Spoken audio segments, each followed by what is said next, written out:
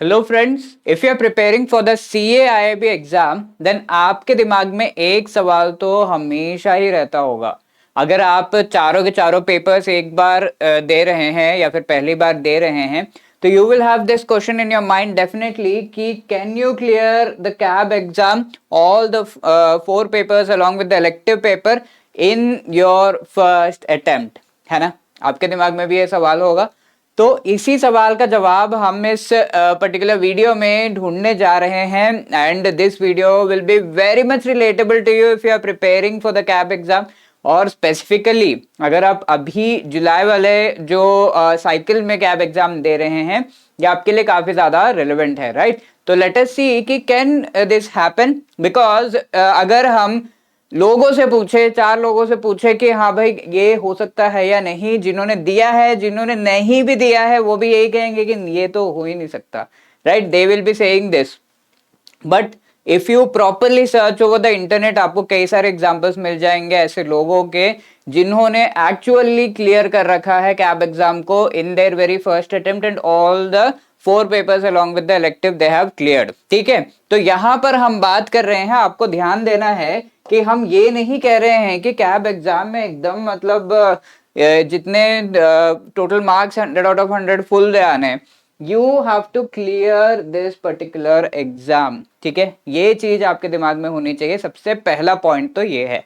ठीक है, क्लियर करने के लिए जो क्राइटेरिया है वो आपको काफी अच्छे तरीके से पता होगा। You need not get 100 out of 100 marks if you are giving it for the first time. 45 अगर आप सेकेंड या थर्ड अटेम्प्ट में कुछ सब्जेक्ट्स कर रहे हो तो 50 marks. That is what we are talking about while we say clearing the particular exam। ठीक है, तो आगे बढ़ने से पहले you should have an idea कि कौन कौन से सब्जेक्ट्स एक्चुअली, कौन कौन से कंपोनेंट्स एक्चुअली आपको प्रिपेयर करने होते हैं for the CAIIB exam, so that you have a clear strategy laid out कि आप क्लियर कर पाओगे या नहीं। ये चीज आपको समझ में आएगी और उसकी स्ट्रैटेजी आप जो है बना पाओगे। और हम इसी वीडियो में ये चीज भी करेंगे कि स्ट्रैटेजी क्या होनी चाहिए वो भी डिस्कस करेंगे।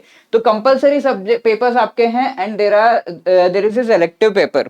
ठीक है, तो कंपलसरी पेपर्स आपको पता है ABM advance bank management, BFM that is bank financial management, ABFM advance business and financial management and banking regulations and business laws, that is BRBL. These are the 4 compulsory papers that you definitely have to give and at least aim for getting 50 to 55 marks in all these papers। ठीक है, अब elective papers आपके पास 5 जो है components यहाँ पर दिख रहे हैं, 5 पेपर्स दिख रहे हैं, इनमें से कोई एक आपको चूज करना है। Let me tell you, elective can be changed, each attempt के साथ आप अपना इलेक्टिव चेंज कर सकते हो, तो that is a very good benefit. तो rural banking, human resource management, information technology and digital banking, risk management, central banking, these are the different elective papers that you can choose from. ठीक है, तो इन papers के बारे में आपको पता होना चाहिए if you are choosing a particular elective paper, और उनसे रिलेटेड सोर्सेस आपके पास अवेलेबल होने चाहिए। These are the ways in which you can strategize your preparation. ठीक है, तो अभी तो हमने जान लिया कि क्या क्या हमें प्रिपेयर करना है फॉर द एग्जाम।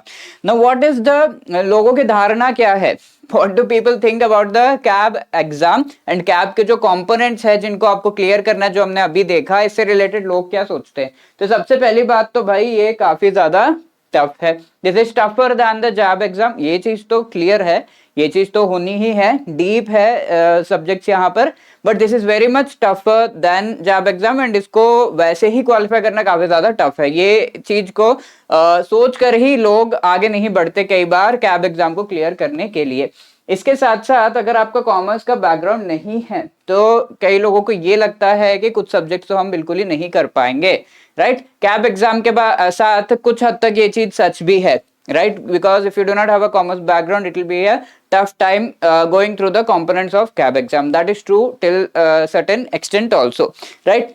साथ के साथ whatever knowledge you have with respect to your commerce या फिर कोई और इकोनॉमी रिलेटेड सब्जेक्ट सब पहले पढ़ चुके हैं, that might not be completely utilized here because the components, all the 4 compulsory papers and as well as elective paper एक ऐसा नहीं है कि हाँ ठीक है छोटा सा पेपर, ये खुद में ही again it is a challenge in itself. ठीक है, तो these are very deep and technical components हैं, एकदम प्रैक्टिकली आपको like there, I will give you an example of bank financial management. यहाँ पर आपको अपने बैंक के कुछ स्टेटमेंट्स को भी देखना पड़ता है practically, so that you can understand of your concepts in BFM. तो आपके पूरी प्रैक्टिकल जो नॉलेज है इसको अच्छी तरीके से ये कैब एग्जाम आपका टेस्ट कर रहा है। तो it is too deep and technical and attempting the paper is also difficult. क्यों भैया, क्या डिफिकल्टी आती है पेपर अटेम्प्ट करने से रिलेटेड? तो सबसे पहली बात तो नेचर ऑफ क्वेश्चंस कैसे हैं। बीएफएम में कुछ क्वेश्चंस देखे गए हैं जो कि विदाउट आंसर्स आ रहे हैं। भाई आंसर जब आता है तब भी सेलेक्ट करना डिफिकल्ट हो जाता है, विदाउट आंसर क्वेश्चन दिए जा रहे हैं। तो a few numerical kind of questions जो है केस स्टडीज वगैरह विदाउट आंसर्स आ रहे हैं and you have to type the numerical number there. This becomes very very difficult. अगर वो मैच नहीं कर रहा है तो गया पूरा का पूरा टाइम एंड एनर्जी आपका। And there are you see this type of questions जो हमने देखा है ये, एंड नेचर जो क्वेश्चंस का है वो काफी डीप है। This is something that we have seen. Case study type के क्वेश्चंस आते हैं एग्जाम में। ये अगेन एक एग्जांपल है फ्रॉम बीएफएम। यहाँ पर whether the following transaction pertaining to X who has gone abroad in Jan 2016 and now in India on a temporary visit permissible and if yes to which account. ठीक है, कुछ transactions दिए हुए हैं NRI account से related ये question है। तो ये ट्रांजैक्शंस परमिसेबल है, कौन से अकाउंट में जाना चाहिए। There are different kinds of NRI accounts, उनमें से कौन सा अकाउंट में ये जाना चाहिए। Each and every kind of case से रिलेटेड एक पर्टिकुलर अकाउंट यहाँ पर आंसर में दिया हुआ है। तो आपकी पूरी प्रैक्टिकल नॉलेज को, आपकी पूरी जो नॉलेज है उसे प्रैक्टिकली अप्लाई करने से रिलेटेड आपके पास स्किल आनी चाहिए। एक तो होता है कि भाई पढ़ लिया, दूसरा होता है कि भाई रेप्लिकेट कर दिया एग्जाम में, हाँ ऑप्शन चूज कर लिया। तीसरी बात आपका जो है कैब एग्जाम टेस्ट करता है, that is are you able to apply your knowledge. इस चीज को आप अप्लाई कर पा रहे हो या नहीं। 2+2 4, चलो ठीक है ये तो सही है, बट ये 2+2 4 इसको आप एडवांस्ड लेवल ऑफ कैलकुलेशंस में यूज कर पा रहे हो या नहीं, डेली लाइफ की चीजों में यूज कर पा रहे हो या नहीं, that is what the CAIIB exam test. So it becomes difficult कि आप इस पेपर के लिए प्रिपरेशन कैसे करोगे और किस तरीके से इस पेपर को अटेम्प्ट करोगे, राइट। तो ये तो हमने डिफिकल्टीज वाला पार्ट देख लिया, but how to clear CAIIB exam in the first attempt. इससे पहले can you clear CAIIB exam in the first attempt? The answer is a very clear yes, ठीक है, but you need proper time, at least 4 months of time and proper time table also. ठीक है, time तो चाहिए, उसके साथ time table भी चाहिए आपके लिए कि आप प्रॉपरली अपने टाइम को यूज भी कर रहे हो। पूरा एक इकोसिस्टम एनवायरनमेंट आपको सेटअप करना, बिकॉज बैंक की जॉब, घर वापस आओ, फिर ये सब करो, इट बिकम्स डिफिकल्ट, राइट। तो that is why you need to have a complete ecosystem setup and उसके यूज से ही आप कैब एग्जाम को क्लियर कर सकते हैं। People have done it, so we will move ahead to see the strategy कि कैसे करना है इसे फर्स्ट अटेम्प्ट में चारों papers along with the elective paper कैसे हमें क्लियर करना है, राइट। तो I would suggest कि not just me but people who all have cleared the exam and also experts के द्वारा कहा जाता है कि जब भी आप एग्जाम की प्रिपरेशन कर रहे हो, you should definitely have a strategy in your mind ready।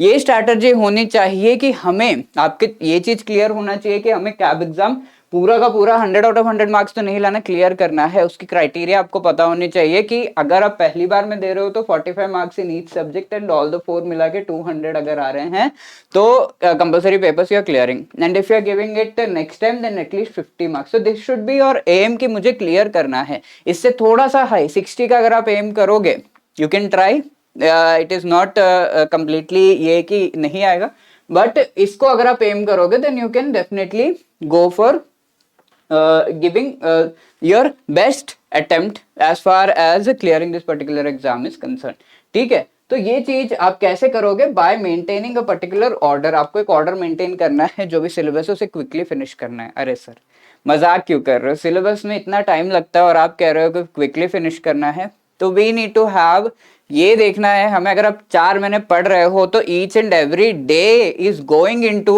The preparation, at least थोड़ा सा टाइम आपका जा रहा है। How can you do this? By something called consistency. ठीक है, डेली के डेली आपका टाइम जाना चाहिए। कितना टाइम जाना चाहिए वो भी हम अभी डिस्कस करेंगे, बट जाना चाहिए in this preparation, and with that you can at least think कि हाँ भाई सिलेबस तो कंप्लीट हो जाएगा बाय दिस पर्टिकुलर टाइम। एक टारगेट, आप किसी से हेल्प ले सकते हो अगर काफी ज्यादा टेक्निकल लग रहा है, then you can take somebody's help. ठीक है, अब इसके साथ साथ एक तो कंसिस्टेंसी हो गया, उसके साथ साथ आपका आधा काम हो जाता है if you are remaining this, क्या है वो? कॉन्फिडेंट। ठीक है, आपको सब लोग कहेंगे पहली बार में, एक बार में तो क्लियर नहीं होते चारों पेपर, 2 की कर ले, अगली बार 2, अगली साइकिल में 2 कर लेना। if you want to clear it in first attempt, remain confident and do it. People have done it, लोगों ने कर रखा है। अब आगे strategize आपको करना है। पहले तो confidence 50% part is done, the other 50% is to strategize your preparation. The first thing that you need to do is to just select the most scoring subject कौन सा है। आपको स्कोरिंग सब्जेक्ट सबके लिए अलग अलग होगा, बिकॉज किसी को कोई कंपोनेंट जो है इजी लगेगा, किसी और को दूसरा। तो it should be your call कि कौन सा सबसे इजी मुझे लग रहा है या फिर कौन सा सबसे कम डिफिकल्ट लग रहा है। I should use this term as far as CAIIB के subjects are concerned. And shortest syllabus किसका है, ठीक है। कई कंपोनेंट्स में आपका सिलेबस काफी लेंदी है। जस्ट सी देख लीजिए, आपको सही लग रहा है, अच्छा लग रहा है, नंबर ऑफ पेजेस भी देख लीजिए, कई बार हम तो करते ही हैं, और you have to prepare it. So number of pages देखे उसके हिसाब से आप कर सकते हो। एंड मोस्ट रिलेटेबल कौन सा है, ठीक है। Like many people might be working in certain area, like अगर आप इंटरनेशनल बैंकिंग रिलेटेड एरिया में काम कर रहे हैं बैंक में, तो आपको बीएफएम का जो फर्स्ट मॉड्यूल है वो काफी ज्यादा रिलेटेबल लगेगा। इसके अलावा लॉज एंड कंप्लायंस रिलेटेड आप काम कर रहे हो तो BRBL will be very much relatable to you and easily समझ में आएगा, एंड प्रैक्टिकली आप जो कर रहे हो उससे आप रिलेट कर पाओगे, ठीक है। That is really important. तो ऐसे सब्जेक्ट को पहले चुनिए and finish it first, you will get a confidence, move to the next subject, ठीक है। तो ऐसे आपको करना है। एंड इजी टू अंडरस्टैंड कौन सा सब्जेक्ट है वो देख लेना है आपको, ठीक है। कुछ थियोरेटिकल पार्ट्स है सब्जेक्ट्स में, like एबीएफएम the first module is theoretical, ठीक है। इस तरीके से आपको देख लेना है कहाँ कहाँ क्या क्या चीजें मैं आराम से कर सकता हूँ। एंड ईच एंड एवरीथिंग का थोड़ा वेटेज वगैरह आप देखोगे तो you will be able to do it. This is इससे रिलेटेड काफी वीडियोस हमने अपने यूट्यूब चैनल पे बनाए हैं। यहाँ तो हम एक स्ट्रैटेजी बता रहे हैं, एंड एवरीथिंग अगर हमें डिस्कस करना है तो that will take a lot of time. So we have various videos, आप चेकआउट कर सकते हैं हमारे यूट्यूब प्लेलिस्ट को, ठीक है। सब्जेक्ट्स के क्या क्या आपको फीचर्स ये पता होना चाहिए, तो एक ब्रीफली हम डिस्कस कर लेते हैं। सबसे पहली बात, एबीएफएम मॉडरेटली डिफिकल्ट है ये, because there are theoretical as well as यहाँ पर आपके कैलकुलेशंस भी आ जाते हैं। BFM is considered to be the most difficult, and हाँ थोड़ा सा है डिफिकल्ट, बिकॉज प्रैक्टिकली आपको बैंक के कुछ स्टेटमेंट्स लाइक बासिल BASCL इससे रिलेटेड नॉर्म्स है बैंक्स को फॉलो करने होते हैं, तो उससे रिलेटेड स्टेटमेंट्स बैंक के बनते हैं, उनको आपको चेक करना पड़ता है अपने बैंक में थोड़ा सा प्रैक्टिकल नॉलेज पाने के लिए।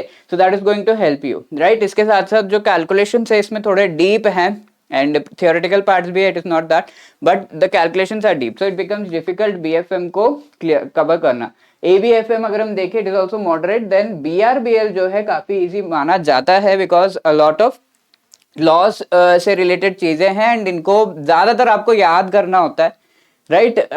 याद करना अगर किसी की डिफिकल्टी है तो this subject can be difficult, but काफी चीजें आपको याद करनी होती है बीआरबीएल में, तो it is considered easy in comparison to others, because ये समझ में भी कई बार नहीं आते हैं, राइट। तो यहाँ पर ज्यादातर आपको याद करना। इलेक्टिव पेपर्स देखें तो mainly people rural banking and HRM ये ही ज्यादातर लोग लेते हैं, राइट। तो आप अपने जो अंडरस्टैंडिंग लेवल के हिसाब से कोई एक जो है चूज कर सकते हो। For example if you are from a background जो थोड़ा टेक्नोलॉजिकल चीजों में आप इंडल्ज कर चुके हो, तो you can go for information technology and digital banking which is moderate.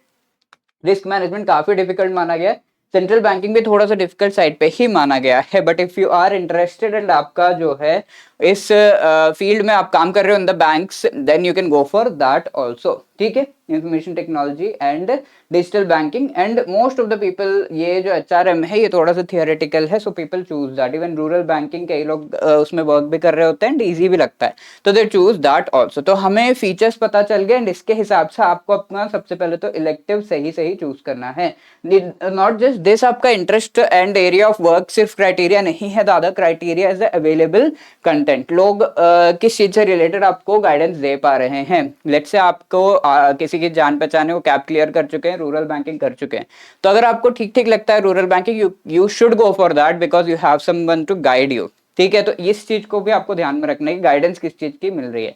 बाकी चारों कंपलसरी पेपर्स तो आपको करने ही है। इस कंपल्सरी पेपर्स में भी आपको मैं एक जो है टिप दे देता हूं, ठीक है। तो I would say you should start with BRBL। मेरे एक जनरल आपको जो है रास्ता बता रहा हूँ कि कैसे आपको शुरुआत करना है, कैसे कैसे आगे बढ़ना है। तो BRBL से स्टार्ट करना चाहिए। क्यों? ये काफी लोगों को इजी लगता है। अगर आपको BFM इजी लगता है, start with BFM। So the idea is the most easiest and quickly जो चीज आप कवर कर सकते हो उस चीज को पहले लो, ताकि एक महीने में आप ये चीज कवर कर पाओ and then you move for the next and you have a very good confident attitude with this, ठीक है। कॉन्फिडेंस तब बिल्ड होगा अगर आप थोड़ा सा जल्दी कर पाओगे अपने सिलेबस को कंप्लीट। तो that can happen with the easy subject at the front. इसके बाद आपको एक डिफिकल्ट सब्जेक्ट चुनना चाहिए। मोस्ट पीपल को BFM डिफिकल्ट लगता है, इजी के बाद थोड़ा डिफिकल्ट चुन लो, ताकि आपका कॉन्फिडेंस जब हाई है उस समय आप उस कॉन्फिडेंस लेवल को यूज कर पा रहे हो so as to complete this difficult subject. Then go for ABFM. This is a very general kind of order. आप इसको थोड़ा चेंज कर सकते हैं अपने हिसाब से। मैंने कहा सबसे पहले easiest होना चाहिए, then difficult. It may vary for you, ठीक है। बट इन जनरल लोगों को BRBL सबसे इजी, BFM सबसे डिफिकल्ट लगता है। एंड देन मॉडरेट वाले सब्जेक्ट्स ABFM एंड ABM आप कर सकते हो। ABM में थोड़ा कैलकुलेशंस है, एट द एंड आप उन कैलकुलेशंस को समझकर आराम से कर रहे हो तो that is going to help you, ठीक है। इसके साथ साथ अगर आप पैरेलली इलेक्टिव कर पा रहे हो तो then very good, but you can go for the elective at the end also. तो आपको थोड़ा इजी वाला इलेक्टिव चूज करना है क्योंकि एंड में हम वो पढ़ रहे हैं, तो इन दैट वे, ठीक है। अगर आप रिस्क मैनेजमेंट चुनते हो तो ऑब्वियसली पूरे 4-5 महीने आपको पैरेलली कवर करना होगा, वरना तो वो कंप्लीट होना डिफिकल्ट है। तब ये तो चीजें हो गई कि कंपलसरी एंड इलेक्टिव पेपर्स हमें किस तरीके से करना है so that we clear it in one attempt. What should be your routine and in what way you have to plan your study, वो चीज भी आपको ध्यान में रखनी है। सबसे पहली बात तो टाइमिंग को आपको ध्यान में रखना है। एक टाइम टेबल आप बना लीजिए कि हाँ मुझे इस समय से इस समय तक पढ़ाई करनी ही है, जो मेरा थोड़ा सा फ्री टाइम है या फिर थोड़ा सा ऐसा टाइम है जो मैं यूटिलाइज कर सकता हूँ फॉर स्टडिंग। मोस्ट पीपल के लिए इवनिंग या फिर अर्ली मॉर्निंग हो जाता है ये time which they can devote so as to study. इसके साथ एटलीस्ट 3 आवर्स जो है आपका बेयर मिनिमम टाइम जाना चाहिए इन स्टडीज डेली, ठीक है। वीकेंड्स पे थोड़ा सा आप सैक्रिफाइस करके सैटरडे संडे अगर आपकी छुट्टी है तो those 2 days you can utilise for studying, ठीक है। तो ये उस दिन पर 3 नहीं एटलीस्ट 6 to 8 आवर्स अगर आप लगा पाओ, जैसे आप बैंक में काम कर रहे होते हो वैसा, तो दैट वुड बी ग्रेट, ठीक है।